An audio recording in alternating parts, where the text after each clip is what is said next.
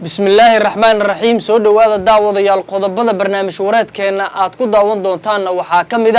garaad jaamac iyo sidoo kale wafdi oo hogaaminayo oo ku soo wajahan magaalada Muqdisho si kulamo miro dhal ay ula qaataan madaxweynihii sagaalaad ee Soomaaliya Maxamed Cabdullaahi Farmaajo qodobada kale aad barnaamij wareedkeena ku daawan doontaan waxaa kamid xisbiga kulmiye oo burbur ku dhow iyo dagaal cusub oo soo kala dhax galay gudoomiyaha koowaad ee xisbiga kulmiye iyo madaxweynihii hore ee maamulka Soomaaliland Muuse Biixi Cabdi sidoo kale tan waxaad ku daawan doontaan barnaamij wareedkeena qaybtaani xildhibaanada maamulka waqooyi bari Soomaaliya oo lagu bahdilay magaalada Garowe iyadoona amar degdeg lagu siiyay in dib ay ugu soo laabtaan magaalada Laascaanood sidoo kale tan barnaamijkeena waxaad ku daawan doontaan qodobada caalamka oo ay kamid yihiin madaxweynaha dalka Burkina Faso Ibrahim Traoré oo ka dalbaday kulan in uu la qaato madaxweynihii hore ee Soomaaliya Maxamed Cabdullaahi Farmaajo qodobadaasi wixii nagu soo kordhay ayaad ku daawan doontaa saaxiibayaal barnaamij wareedkeena qaybtan balse intaan guda gelin barnaamij wareedkeena waxaan ka codsanaynaa haddii ay tahay markii kugu horeysay aad soo booqato channelkeena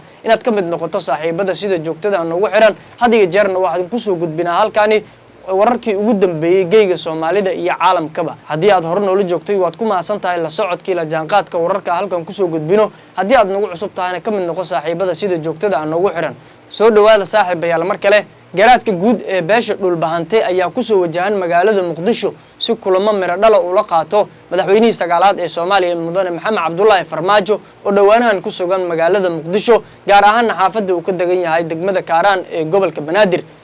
wafdiga uu hogaaminayo garaad jaamac ayaa la sheegay inay ka soo dhaqaajin doonaan magaalada Laascaanood ayadoo muddooyinkii ugu dambeeyay kulamo uu la qaadanayay qaar kamid siyaasiyiinta ugu magac sareeya ee guud ahaan Soomaalida gaar ahaan siyaasiyiinta ee jooga magaalada Garowe ama siyaasiyiinta u dhow madaxweynaha maamulka Puntland Siciid Cabdullaahi Dani kaasoo waqtigaani wajahaya cadaadis siyaasadeed oo kaga imaanaya madaxweynaha dalka Xasan Sheekh Maxamuud garaad jaamac ayaa la filayaa in uu soo gaaro magaalada asagoo hogaaminaya wafdi ballaaran oo ka kooban xildhibaanada maamulka waqooyi bari iyo sidoo kale qaar kamid xildhibaanada maamulka waqooyi bari Soomaaliya iyo sidoo kale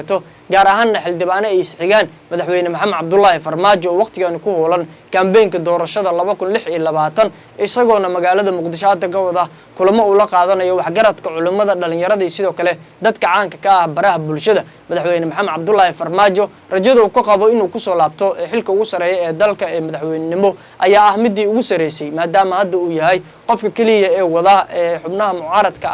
ninka ugu horeeya ee wada ololihiisa doorashooyinka 2026 iyadoona magaalada Muqdisho markii uu soo gaaray ilaa iyo hadda uu qabtay kulamo kala duwan oo isugu jira mid wacyi gelina isagoona dhawaan sheegay in magaalada Muqdisho ay ka jirto baahiyo badan ay tabanayaan shacabka sidoo kale tan waxa uu qeyrtay inay u imaadeen xildhibaano iyo sidoo kale dad dacwo ka ah madaxweynaha dalka Xasan Sheekh Maxamuud si kastaba wafdiga uu hogaaminayo garaad jaamac iyo sidoo kale xubnaha la socdaba wixii ku soo kordha waqtiga ay soo gaaraan magaalada Muqdisho barnaamij wareediyada xiga ayaad saaxiibayaal ku daawan doontaan dhanka kalena saaxiibayaal khilaaf xoogan oo u dhow inuu burburo xisbiga kulmiye ayaa ka soo yeeraya magaalada Hargeysa ee maamulka Soomaaliland iyadoona markii ugu horeysay uu soo hadlay gudoomiyaha koowaad ee xisbiga kulmiye Maxamed Kaahin kaasoo si toos u sheegay in khilaaf uu ka jiro xisbiga kulmiye dhexdiisa xisbiga mucaaradka ah ayaa ku khilaafsan qaabka uu wax u maareynayo iyadoona ay ku kala aragti duwan yihiin hanaanka loo wajahayo xukuumadda Ciro oo waqtigan haya talada maamulka Soomaaliland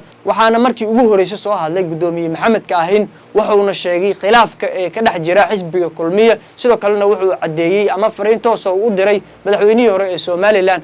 Muuse Biixi Cabdi bal ila daabo wax yar oo kamid khudbadii uu jeediyay ama hadalkii sida tooska ugu socday madaxweyne Muuse Biixi Cabdi uu jeediyay gudoomiye Maxamed Kaahin waxa isla maanta shir jaraa'id ka qabtay gudoomiyihii hore ee xisbiga madaxweynihii hore ee xisbigan kulmiye laga doortay madaxweyne Muuse Biixi madaxweyne Muuse oo ku hambaliyeeyay guddiga qaraarkaas ay guddigu soo saartay isla mar ahaantaana guddiga ku taageeray in xisbiga kulmiye shuruucda ama xisbigu leeyahay ama kuwa guddigaasi axsaabta ay ku maamuleen in xisbiga kulmiye uu baalmarsan yahay marka ugu horeysa xisbiga kulmiye waa xisbiga maanta ugu daaweyn axsaabta qaranka waa xisbi la oran karayo cidina aanay dafiri karaynin inuu dadkii xilligii aanay ururana jirin xusbiyana jirin cidda qudhe ee dalka ka jirtay markaa ay ahayd ururkii SNM iyo dadkii xilkaska ahaa maxaanku idhaahdayey waayeelka ahaa iyo waxgaradka ahaa iyo guurtiyadii iyo aqoon-yahankii iyo culimadii dalka isukeenkiisa iyo dhidibada usoo asaasay in dadka maanta kulmiye ka tirsan iyo alla raxme intii geeriyootaba ay dhidibada usoo saareen waa xusbi la hubo cid walibana ka markhaati farayso waayo aragnimada siyaasiga ah uu leeyahay inaanay xusbiyada kala lahayn waa xusbi la hubo inuu maxaanku idhaahdaye dimuqraadiyadii iyo hirgelinta nidaamkii dowladnimo iyo sharciyadii qaranka waxaa la yidhaahdaa law and order oo hogaansanaantiisa isaga u badan yahay waa xusbi laba jeer madaxweyne laga doortay waa xusbi 14 sanadood soo hayay talada dalka oo xusbul xaakim soo ahaa arrinta maanta jirta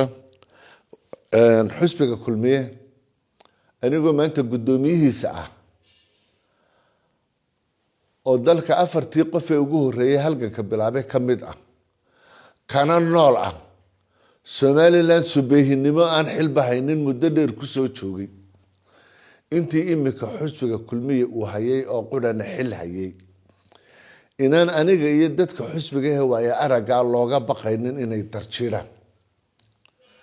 hase ahaatee hadallada maanta soo baxay waxaa nasiib darraa go-aanka maanta ay soo saartay shalayta ay noo keentay oo bishii 26 ahayd 5 casho ama wiil ku dhawaad ka hor raadiyo yaroo Muuse Agyaala ayaa sheegay in la soo celinayo qoraalkii xusbiga kulmiye maantana guddoomiyihii hore xusbiga ayaa warkiisa mucdiisu ay tahay in xusbiga go-aanka iyaguna uu baalmarsan yahay xeerkan guddiduna ay tahay sharciga iyo wadada sharciga nagu soo celinayso horta guddida waxaan ugu mahadnaqayaa inay guddidu sheegtay oo annaka noo sheegtay ciddii qaraarkaa la ogeyd ee raadiyowga muusana sheegay isaga laftiisuna sheegay inay ka mid tahay hase ahaatee waxaan doonayaa maanta halkan inaan ka caddeeyo xusbiga kulmiye 14 sanadood buu xusbul xaakim ahaa muuse 12 sano ku dhawaad buu guddoomiye ah waa guddoomiyihii ugu muddada dheeraa ee xusbiga kulmiye soo maray xilligii lagu wareejiyey xilligay ahaydna isna wuu garanaya anna waan garanaya dadka xusbiga joogaana wuu wada garanaya khilaafkii keenay iyo wixii keenayna isna wuu garanaya anna waan garanaya waqtigeedan anna ka hadlaya iyo dad badan oo xusbigii hase ahaatee muddada imika sanadka ah bishala ee kulmiye xilkii wareejiyey ee madaxweynuhu xilkii uu markaa xusbiga kulmiye doorashadii laga helay uu ku wareejiyey madaxweynaha maanta xilka haya xusbiga kulmiye xilka uu hayay wadatashiga uu caanka ku yahay guddiyadiisa fulinta ee uu maxaanku idhaahdayey uu leeyahay hoggaanka xusbiga isaga oo muuse uu yahay guddoomiyihii xilka wareejiyey madaxweynihii xusbiga laga doortay aynaanu maalin qudh ah saacad qudh ah daqiiqad qudh ah golayaasha sharci ee dalka uu leeyahay maalin aanu fadhiisan maalin aanu taladiisa ka dhiibanin bilcagase ay mar walba ku jirtay shirar aanu isagu xaq u lahayn oo liiskooda iyo tiradooda la hayo inuu maxaanku idhaahdayey gurigiisa isagu ku shirayay gurigiisuna maaha meesha xusbiga laga maamulo guriga meesha laga maamulo waa xarunta xusbiga waxaa caddaana inuu isagu hayay oo soo bandhigayay ciduu doonaya inay xisbiga kulmiye guddoomiye ka noqoto sharciga uu u leeyahay iyo meesha uu marinayo isagaa yaqaana arrintaasi waxa ay ku eg tahay maanta shirarka xisbiga hadday ururku ka hadlayo iyo haddii uu isagu ka hadlayo oo intii aanu arrimahan wadnay dareemo fara badan iyo diidmo fara badan isagu uu ka waday ayaa waxa maxaanku idhaahdayey ay arrintu ku soo baxaysaa inuu maanta isaga laftiisa uu ka hadlayo muddaynta shirkii xisbiga kulmiye ee shirweynihii xisbiga ee muddayntiisa aanu samaynay ee guddi fulin ay soo martay ee anigu aan guddoomiyey cidda maanta wax laga weydiinayaa muuse biixi maaha cidda wax laga weydiinayaa waa aniga cidda go-aanka lehina waa aniga sidaana waxaa odhanaya xeerka xisbiga kulmiye u yaala ee uu shalayta isagu guddoomiyaha ku ahaa ee aniga iyo inta kale rag leh ee habla leh ee ilaa aasaaskii kulmiye mujaahidkii mudanihii madaxweynihii halgamaagii weynaaye axmed silaaye ee xisbigan aasaasay ay kula soo shaqaynayeen ayuu maantana xisbiga kulmiye ku shaqaynaya nasiib daro raggaas maanta hoggaanka ku jira ee guddiga fulinta ku jira hablaha ku jira ee dhammaan gobollada dalka wada jooga waa intii kulmiye ee laga bilaabo anigu aan sidii kula soo shaqaynaynay haddaanu isagu maanta aniga iyo xisbiga kale midna kula soo shaqaynaynin xeerar buu xisbigu leeyahay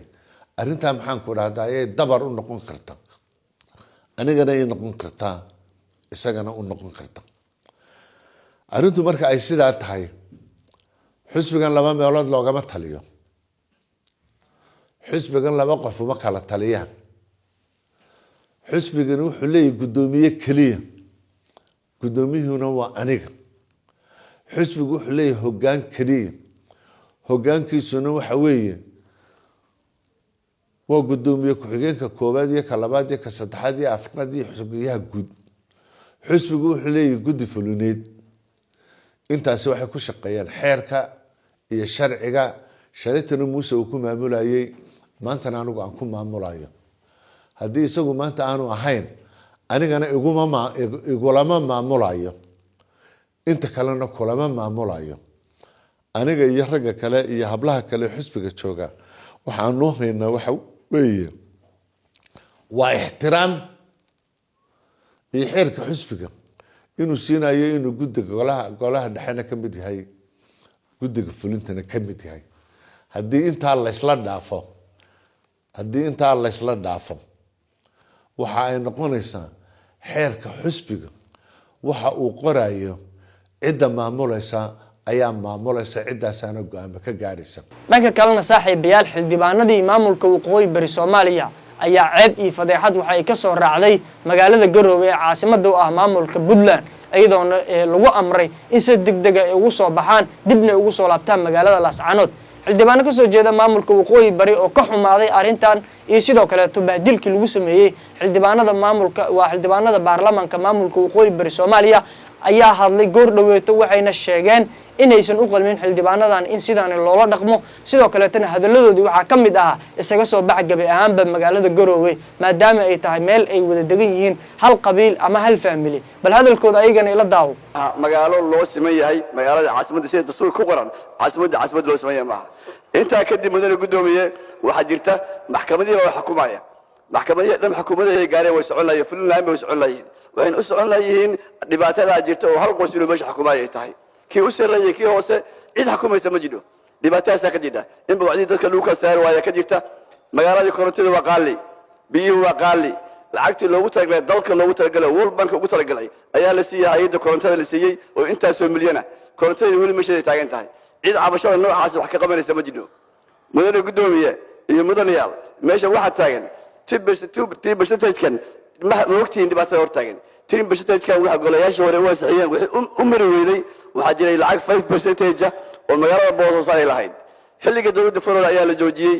oo waxa loo baahan mataqaanaa ay dhacday hay'adii boosaaso laga soo raray halka la keenay xildhibaanadii halkan joogay iyo dadkii halkan joogay ayaa hor istaagay in 3% kan ay fusho oo wasaaradda maaliyadda ku furjiso caqabada marka waa in la baaraa xagee ka timid dhibaatadan 3% u socon weyday dastuurka in lagu daro nidaamkii caasimadda oo qofka Soomaaliga ah qofka reer Puntland qofka muxuu ahaa deegaanka degan uu arki karo xuquuqaadkiisa aasaasiga ah oo dastuuriga si uu ugu doodo hadhow waxa uu xaq u leeyahay sharcigan hadda caasimadda waa ka horreeyay dastuurkan in la iswaafajiyo rabaa aan dib u saxno sharciga waxay tahay war caasimadda qoonda miisaaniyadda ugu jirna waana ansixinay maxaa loo bixin waayay waa in su'aashaas laga jawaabaa inta nin kale loo kordhinba guddiga maaliyadda iyo wasaaradda maaliyadda in la weydiiyaa sababta waxaan ognahay in 60 kun oo dollar bishii ugu jidho sababta loo bixin waayay dhaqaalahaas waa inay ka keenaan jawaab cad kadib baa dood imaanaysaa ma aha in la leeyahay lacag kale loo kordhiyo xuquuqda ay lahayd oo 60 kun oo dollar ah oo la 5 sano lama bixin maxay tahay sababta loo bixin waayay taa soo aragtay gobol gaar loo leeyahay arinta xildhibaanada badan isku raaceen oo ah inay magaaladu u muuqato magaalo hal qoys xilkeeda hayo waa wax muuqato wax la qarin karo ma saldhigyada Garowe baa ka duwan laakiin haddaynu tagno degmada Garowe hadday 10 agaasimo waxay leedahay waa hal reer degmadu waxa la rabaa marka in la wada yeesho magaalada oo xeerka caasimaddu in la wada leeyahay baa la rabaa marka oo dib loo eego dastuurka dawladda Puntland qodobkiisa 10aad farqadiisa 2aad waxay sheegaysaa in magaalo madaxda dawladda Puntland ee Garowe lagu dhaqo xeer u gaar ah waxaan oran lahaa xeerkan in si loola jaan qaado caasimadda xeerkeeda in la soo casriyeeyo maadaama uu dastuurka ka horeeyay waxyaalaha badan oo dadka Puntland iyo xildhibaanadu ay ka doodayaan ama ay tabayaan gabagabadii barnaamij waraadkeena ayaan saaxiibayaal ku sii dhawaaneynaa qodobada caalamka hadii aan eegno madaxweynaha dalka Burkina Faso Ibrahim Traoré ayaa warqad codsi ah u soo dirsaday xisbiga nabad iyo nolol uu hogaamiyo madaxweyne Maxamed Cabdullaahi Farmaajo isagoona ka dalbaday in ay wada kulmaan madaxweynaha dalka Burkina Faso oo waqtigaani ku jiro marxalad jawi degan ayaa madaxweynahoodii waxa uu dalbaday inuu la kulmo madaxweynihii hore ee Soomaaliya Maxamed Cabdullaahi Farmaajo kaasoo waqtigan ku hoolan kaambeenka doorashadiisa 2026 inkastoo wararkan helayna ay sheegayaan in warqadaani ay si toos ugu imaaday xafiiska madaxweynaha dalka Burkina Faso Ibrahim Traoré haddana ila wareedyo ku dhow xisbiga madaxweyne Maxamed Cabdullaahi Farmaajo ayaa inoo xaqiijiyay in warkaani uu yahay mid dhaba sidoo kale tan waxa ay sheegeen in Ibrahim Traoré uu doonayo in uu la kulmo madaxweynihii sagaalaad ee Soomaaliya Maxamed Cabdullaahi Farmaajo oo waqtigan ku mashquulsan doorashada 2026 iyo sidii uu wajihi lahaa madaxweynaha dalka Burkina Faso ayaa rajeynaya in dalkiisa ay ka dhacdo doorasho sidaas darteedna wuxuu u baahan yahay inuu la kulmo madax kala duwan oo Afrika si uu u qaato talooyin miro dhala sidoo kale tan dalkiisa uu gaaro horumarka balaaran mid uu hadda ku tilaabsanayo Ibrahim Traoré oo ah taliyaha ugu sareeya ciidanka Burkina Faso haddana ah hogaamiyaha koowaad ee dalka Burkina Faso ayaa warqad codsi u soo dirsaday madaxweynihii hore ee Soomaaliya Maxamed Cabdullaahi Farmaajo isagoona ka rajeynaya inay wada kulmaan kulankaani ayaana la rajeynayaa inuu ka dhaco magaalada Baku ee caasimadda u ah dalka Burkina Faso iyadoo dhawaanahan ay soo ifbaxayeen in madaxweyne Maxamed Cabdullaahi Farmaajo kulamo kala duwan oo casuumaad uu ka helayo madaxweynayaasha dalalka Afrika oo ka mid yihiin madaxweynaha dalka Masar Eritrea sidoo kale tan madaxweynaha dalka Ethiopia Abiy Ahmed si kastaba ahaatee lama oga in Farmaajo uu aqbali doono casuumaadda iyo sidoo kale kulankaani uu soo bandhigay madaxweynaha dalka Burkina Faso Ibrahim Traoré